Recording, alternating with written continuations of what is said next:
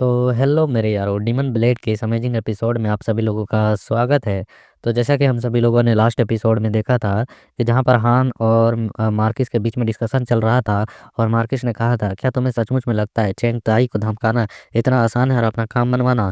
तो हान कह रहा था कि क्या मार्किस को सचमुच में लगता है कि उनकी यंग मिस, उनकी बच्ची इतनी आसानी से वहां पर पहुंच सकती है लिंगलोंग पवेलियन में? तो यह सुन हम देखते हैं कि इस एपिसोड की शुरुआत में मार्किस कहता है कि आखिरकार तुम्हारे कहने का मतलब क्या है, साफ साफ कहो। तो हान यहाँ पर उसे कुछ याद दिलाते हुए कहता है कि जब महाराज ने सीक्रेट तौर पर लॉन्ग नाइट डिपार्टमेंट को एक मिशन दिया कि वह जाकर मुंह परिवार का जड़ से सफाया कर दे, इसका आदेश उन्हें दिया गया, तो बाहरी लोगों को ऐसा लगा कि सम्राट मुंह परिवार से डरे हुए हैं, भयभीत है। लेकिन यह बात अच्छी तरह से आप भी जानते हैं कि वह वास्तव में मुंह परिवार नहीं बल्कि त्यानसेन पवेलियन से डरते हैं, वो प्रिंसिपल का खानदान से।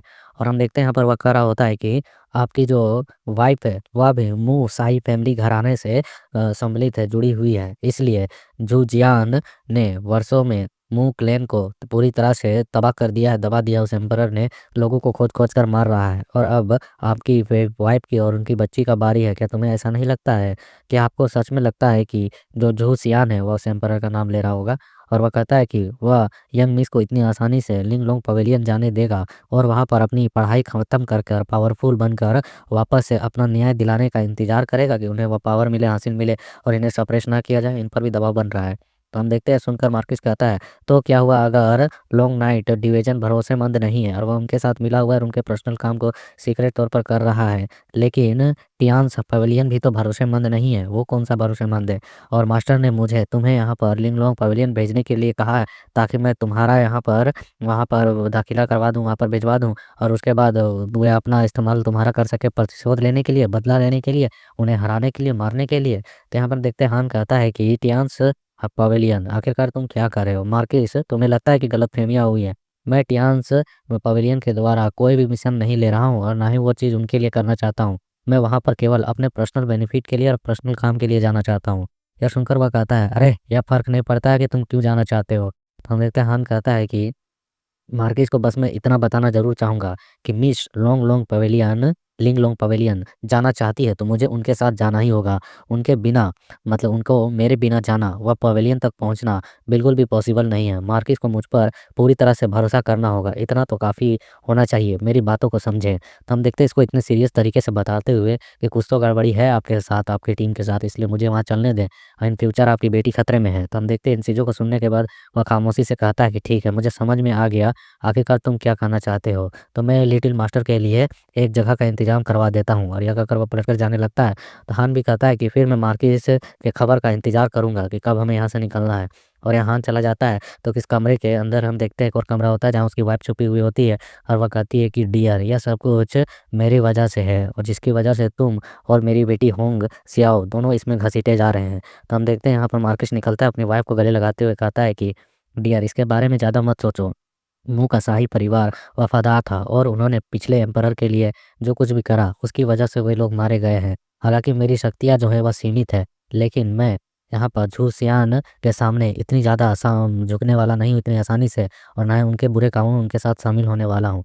चूँकि वह अभी हमें जाने नहीं दे रहा है और यहाँ पर मेरी बेटी को भी सुरक्षित नहीं रहने दे रहा है, तो मैं उससे ज़रूर लड़ूंगा, इतनी आसानी से हार नहीं मानूंगा। फिर हम हान को देखते हैं जो बाहर में इस सिटी को घूमने के लिए निकला हुआ होता है रात में, और वह कह रहा होता है कि वाह, यह सिटी तो काफ़ी ज़्यादा जगमग जगमग चमक रही है, जैसा इस सिटी से उम्मीद की जा सकती थी। तभी कोई बंदा भागते हुए आ रहा होता है, उसके बंदे से पीछे चिल्ला कर कह रहा होता है, उसे भागने मत दो, उसका पीछा करो, उसे पकड़ो। और हम देखते हैं उस बंदे को जो चिल्लाते हुए हान को देखकर कहता है, मास्टर मेरी मदद कीजिए। और हम देखते हैं कुछ बंदे पड़े हुए होते हैं पीछे, कहते हैं, ये शराबी शराब पीकर यहाँ से भागना चाहता है, अब मदद बुलवा रहा है, पकड़ो इसको। और हम देखते हैं उस बंदे को जो मुस्कुराते हुए हान के पास जा रहा होता है, कहता है, यंग मास्टर मेरी मदद कीजिए, मदद कीजिए। बट हम देखते हैं कि हान उसे खुद को पकड़ने नहीं देता और साइड हट जाता है। और इसे तेजी से हान को हटते हुए देख वो बंदा भी चौंक चुका होता है। फिर भी वह गिरते वक्त हान के मतलब कि जो जेब होती है, पॉकेट, उसको पकड़ लेता है और खुद को गिरने से बचा लेता है। पलटकर तुरंत ही रोने लगता है और कहता है कि भाई, मैं तुम्हारे लंबे समय से इंतजार कर रहा हूँ, पता है मैंने तुम्हारा कितना राह देखा है, कृपया कर कर मेरे लिए इनका देखभाल कर लो, इन बंदों को संभाल लो। हम देखते हैं, सुनकर हान कहते हैं, तू कौन है बे? और हम देखते हैं पीछे से बंदे आ रहे होते हैं, कहते हैं कि भाई देखो, लगता है वे कमीने मिले हुए हैं, उन्हें एक साथ लपेटे में लो। और हान को देखते हैं जो सबसे पहले एक मुक्के से तो इसको छुड़वाता है खुद से और कहता है कि साला क्या सिर दर्द है। और फिर हमें टप टप टप करके मार खाने की आवाज़ आती है और हम देखते हैं जो बंदे उसे पकड़ने के लिए आ रहे होते हैं वो अभी घुटनों के बल बैठकर माफ़ी मांग रहे होते हैं, कह रहे होते हैं हमें इसकी जानकारी नहीं थी, प्लीज़ हमें जाने दीजिए ग्रैंड मास्टर, हमें जाने दीजिए यहाँ से। हान यहाँ पर कहता है गेट लॉस्ट, निकलो। और वह भी कहते हैं कि धन्यवाद ग्रैंड मास्टर, धन्यवाद। और वहाँ से वह तुरंत भाग जाते हैं। तो हम देखते हैं फिर हान पढ़कर देखकर कहता है 1 मिनट, वह शराबी कहाँ गया? वह तो कुछ समय पहले शुरुआत में यहीं पर था। वह व्यक्ति इतनी आसानी से निकल गया यहाँ से। और वह हैरानी से कह रहा होता है कि मैं आखिरकार अभी वज्रा रियलम पर मौजूद हूँ। इसके बावजूद भी वह मुझे बिना सेंस हुए यहाँ से निकल चुका है। यह सिटी सचमुच में इतनी ज़्यादा ईज़ी तौर पर नहीं ली जा सकती। इस सिटी में काफ़ी सारे एक्सपर्ट्स भी भरे हुए हैं ऐसा लगता है। और हम देखते हैं उस बंदे को जो पोटली उठा रहा होता है, मतलब उछाल रहा होता है, लगता है उसने हान की जेब को मार लिया है। और वह हान को जाते हुए देखकर थैंक्स कह रहा होता है। और यहाँ पर कल्टीवेशन रियलम से लेकर कोई किसी को डाउट तो नहीं ना भाई? पिछले एपिसोड में ही एक पेज दिखा दिया था। उन लोग उसको थोड़ा सा रीड कर लोगे तो क्लियर रहेगा, बोलोगे तो मैं अगले वीडियो में भी इसको लगा दूंगा जैसा तुम लोगों की कमेंट रहेगा। और इसके बाद फिर हम लोग देखते हैं कि ये लोग सिटी में वापस से घर की ओर आ रहे होते हैं और हान के साथ यहाँ पर मार्किस भी होता है। मार्किस कह रहा होता है कि मुझे तो लगा था कि कोई बहुत बड़ा मामला है, लेकिन बाद में पता चला कि तुमने खाने खाकर उन्हें पैसे नहीं दिए। हान कह रहा होता है कि अरे मेरा इरादा ऐसा नहीं था मार्किस आपको परेशान करने का, वो बस किसी ने मेरा बटुआ मार लिया। यहाँ पर मार्किस कह रहा होता है अगर तुम्हें यहाँ पर परेशान करने का इरादा नहीं था तो मैं क्या करूँ?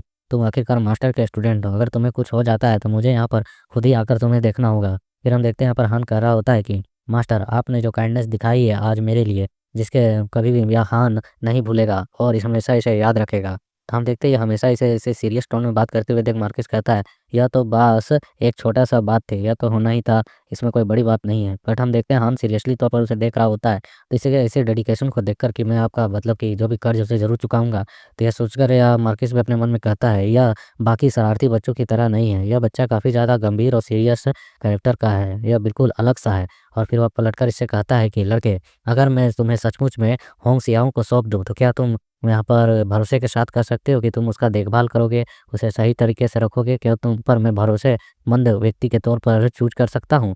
तो यह सुनकर हान कहता है कि मार्किस, इस दुनिया में आपके सिवा कोई भी ऐसा व्यक्ति नहीं है जिस पर अभी फ़िलहाल के लिए मैं भरोसा कर सकता हूँ, इसलिए आप मुझ पर भी भरोसा कर सकते हैं।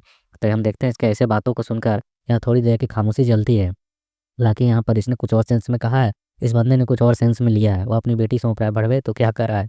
और फिर हम देखते हैं वो समझ नहीं पाता है और हम देखते हैं हान कह रहा होता है कि लेकिन मार्किस मुझ पर भरोसा कर सकते हैं। मैं सीरियसली तौर पर बीमार हूँ और मैं इलाज के लिए ही लिंगलोंग पवेलियन में भर्ती होना चाहता हूँ और इसके लिए मुझे मिस की आवश्यकता है। अगर मैं अपनी मर्ज़ी से जाना चाहूँ वहाँ पर एंट्री लेने के लिए, तो किसी भी कीमत पर मेरे पास हज़ारों क्वालिटी भी क्यों ना हो, फिर भी वहाँ एंट्री नहीं ले सकता हूँ। और वो बताता है कि मेरे लिए वहाँ पर एक अनजान महिला का यहाँ पर आकर गार्ड करना और उसकी सुरक्षा करना, उनकी जान बचाना, मतलब कि मैं अपनी जान बचा रहा हूँ वहाँ पर जाने के लिए, क्योंकि वो नहीं पहुँची और मैं पहुँचूँगा नहीं और मेरा इलाज नहीं होगा। तो ये सुन मार्किस भी कह रहा होता है फिर हम देखते हैं हान को वापस जो अपने कमरे में आ चुका होता है और वहाँ पर वह इस जुआन का हैंड बॉडी से डिमोनिक एनर्जी ले रहा होता है। फिर जुआन यहाँ पर उठकर फ्रेश महसूस करती है और वट म्याऊं करके जा लगती है। फिर हान यहाँ पर अपने हाथ को देखते हुए कुछ बातों को याद करता है, जहाँ पर हम देखते हैं जब इसका हाथ सेट किया जा रहा होता है और यहाँ प्रिंसिपल होता है बुड्ढा और वह बता रहा होता है कि यह हो चुका है। डीमन किंग की जो भुजाएँ हैं, वह डिमोनिक एनर्जी से पूरी तरह से असीमित तरीके से भरी हुई हैं। अब से तुम्हें चिंता करने की आवश्यकता नहीं है। अब तुम जुआन की बॉडी से डिमोनिक एनर्जी एब्ज़ॉर्ब कर इस हैंड में गैदर कर सकते हो और इसे यहाँ पर जमा कर रख सकते हो। और फिर वहाँ पर देखते हैं हान को जैसे काफ़ी ज़्यादा दर्द भी हो रहा होता है इस हैंड हैंड ट्रांसप्लांट में। बट फिर हम देखते हैं हान थोड़ी देर के बाद ठीक महसूस करता है। तो ये उठकर यहाँ पर इसका धन्यवाद करते हुए कह रहा होता है कि धन्यवाद मास्टर। बट हम देखते हैं अपने हाथ का इस्तेमाल जैसे ही करता है इन्हें थैंक्स कहने के लिए, बट इसका हाथ इसी के से अनकंट्रोल होकर इसी के थोबड़े पर जोर से एक मुक्का मार देता है और हम देखते हैं धड़ाम से गिरता है। तो यहाँ प्रिंसिपल कह रहा होता है डिमोनिक हैंड को कंट्रोल करना इतना आसान नहीं है, इसमें तुम्हें थोड़ी मुश्किल तो होने वाली है, इसलिए पहले इसकी आदत डाल लो मार खाने की। फिर हम देखते हैं यहाँ पर हान कह रहा होता है हाँ हाँ मैं समझ गया। और ओल्डमैन बता दिया था इसे कि अभी फ़िलहाल तुम्हारी जो बॉडी है, इसकी जो वासना है, इसकी जो तृप्ति है, इसकी जो इच्छा है और इसकी जो पावर है, वह सूरा मार्शल आर्ट टेक्निक से चल रही है, डिमोनिक एनर्जी से चल रही है तुम्हारी बॉडी, जिसकी वजह से इसका काफ़ी ज़्यादा दुष्परिणाम भी तुम्हारी बॉडी में पड़ा है। और जहाँ तक बात रही ग्रेट इवोल्यूशन स्वॉर्ड टेक्निक का इस्तेमाल करना, तो उसके लिए आंतरिक एनर्जी की आवश्यकता पड़ती है। जब तक तुम बस लिंगलोंग पवेलियन में जाकर वहाँ के मेरिडियंस को अपनी ठीक करने के लिए वहाँ की कुछ जड़ी बूटियों को इकट्ठा नहीं कर लेते हो, तब तक कोई उम्मीद तो मुझे नज़र नहीं आ रही है। फिर हान ये सोचकर कहता है अभी प्रेजेंट में अपने रूम में बैठे-बैठे हैंड को देखते हुए, तो मेरा जो अगला मिशन है, अगला पड़ाव है, वह लिंगलोंग पवेलियन है। वहाँ जाकर यह मेडिसिन इकट्ठे करेगा, अपनी डिमोनिक एनर्जी से ब्लॉक हुए मेरिडियंस को ओपन करेगा और ये डिमन एनर्जी शायद मुझे लगता है कि प्योर एनर्जी भी एक साथ कल्टीवेट कर सकता है और डिमन एनर्जी को हैंड में रखेगा। हालाँकि डिमोनिक एनर्जी बाहरी बॉडी को मजबूत बनाती है। फिर हम देखते हैं और गुहान का जो कमरा होता है, बैठा हुआ होता है, सुबह हो चुकी होती है, तो यहाँ पर इसके कमरे तक आवाज़ आ रही होती है, "रास्ते से हटो यहाँ से, आखिरकार मिस्टर वह कहाँ है? मुझे वह परेशान कर रहा है, उसने मुझे यहाँ पर परेशान कर दिया, मुझे अब परेशान मत कीजिए, मार्किस ने यहाँ पर आदेश दिया, आखिरकार ऐसा कैसे हो सकता है? ओए मिस्टर बाहर आ, बाहर आ।" तो हम देखते हैं हान को जो अपने हाथों में पट्टी-वट्टी बाँध कर फिर पहले गेट को खोलता है और वहाँ पर कोई कह रहा होता है, "मिस, मिस नहीं ऐसे मत जाइए।" और हम देखते हैं उस मिस को जो गुस्से में आकर बढ़ रही होती है इसकी ओर और कह रही होती है, "कहाँ है कमीना? बाहर निकल।" तो हम देखते हैं, देखकर हान कहता है, "हैं मिस आखिरकार क्या हुआ?" तो यह सुनकर वह अपनी स्वॉर्ड कर लेते हुए कहते हैं, क्या हुआ कमीने? और हम देखते हैं ऐसा करते हुए रवैया देख के हान कहता है कि आखिरकार तुम कहना क्या चाहती हो? जायज़ चाहे तो बस सही-सही कहो ना मिस। तो हम देखते हैं ये कहती है कि मेरा क्या कहने का मतलब है? क्या तुम्हें पता नहीं है कि तुमने क्या किया है कमीने? और अपनी स्वॉर्ड को सीधे इसके गर्दन पर तान देती है। लगता है इसकी फील्डिंग इसके बाप ने इसके साथ सेट कर दी। अभी तक की सिचुएशन को देखकर आगे स्टोरी रीड करूँगा तो फिर पता चलेगा। वैसे थोड़ी बहुत कुछ सीन से देखा था तो इसका बिछड़ा हुआ बचपन का दोस्त जो है वो मिलने वाला है जल्दी। तो इसके इसी सीन के साथ यहाँ पर ये छोटा-सा चैप्टर कंप्लीट होता है। So like, share, comment and your support.